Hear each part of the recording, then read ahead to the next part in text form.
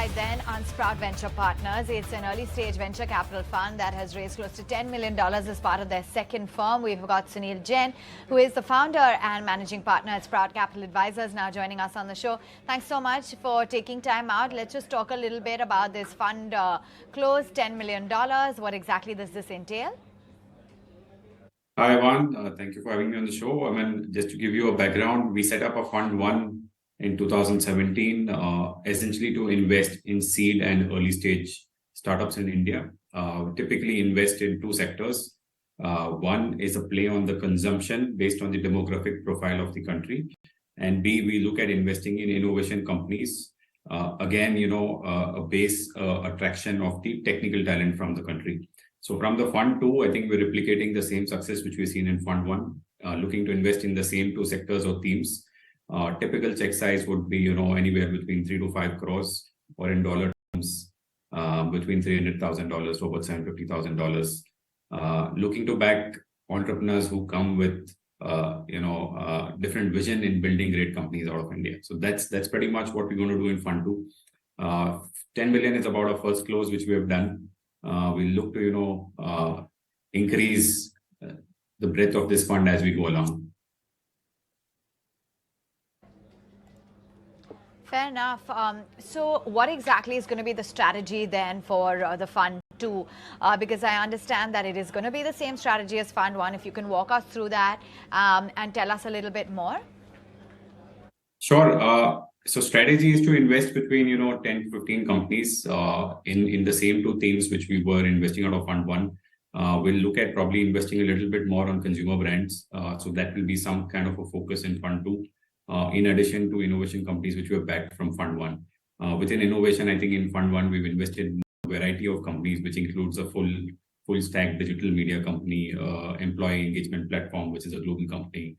We've invested in a codeless AI infra company. So looking to do similar stuff in fund two in terms of traction. But in terms of number of companies, I think 50% of the capital would be reserved for follow-ons, and 50% of the capital will look at investing between 300K to 750K. On an average about 500K per company. That's largely the strategy for fund two.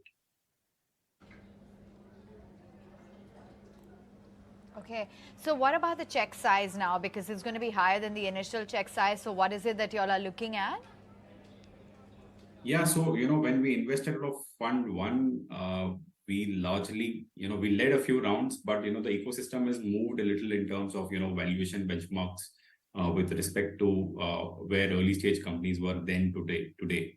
And we'll look at similar ownership structures, anywhere between 8 to 15% for the first check which we write. But just that, companies have become more mature in terms of the criteria where we invest at. Though the stage remains the same, but we're looking at a little bit more mature companies, a little bit more mature founders at that stage. And hence, the check size, while it has gone up a little bit, but I think the strategy remains overall the same.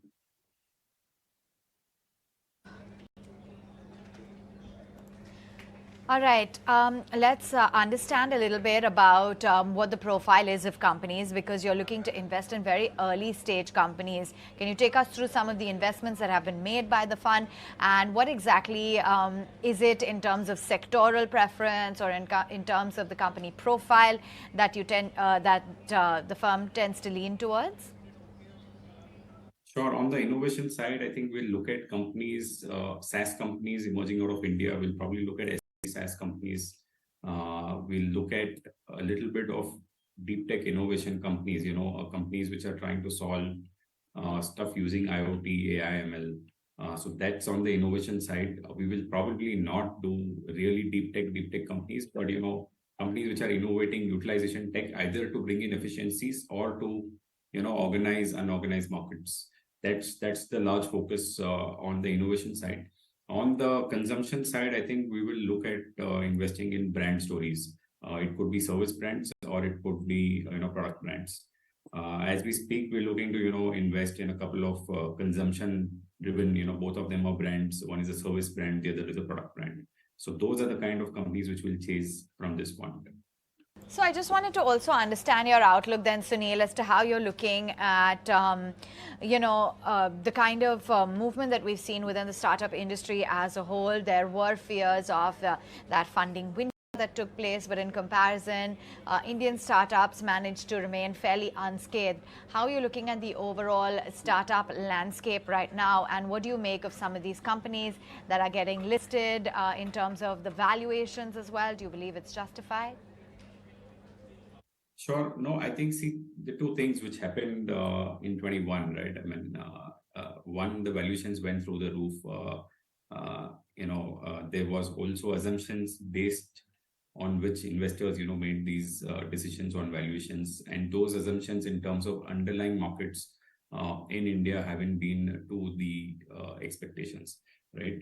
But nevertheless, I think we see a lot of problems being solved by founders, and there is a need for capital to inflow into some of these sectors.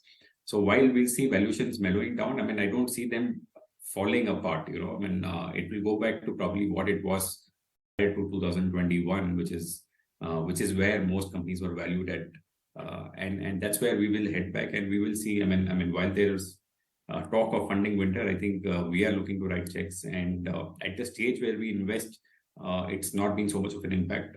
Impact is, it's been like a waterfall cascade from the fact that, a lot of large companies have not been able to raise capital after, having set valuation expectations very high from the previous rounds. So I think that will correct a little bit, and which will also, probably reflect in some of the listed companies. But what we would take from here is that listing of some of these startups is also given us avenues, for investors to look at exit. I think, and that also will probably bring back investors to invest into this asset class. All right, good to have you on board. Thank you so much for taking time out and joining in. Thank you, Avanne. See you. Bye-bye. All right.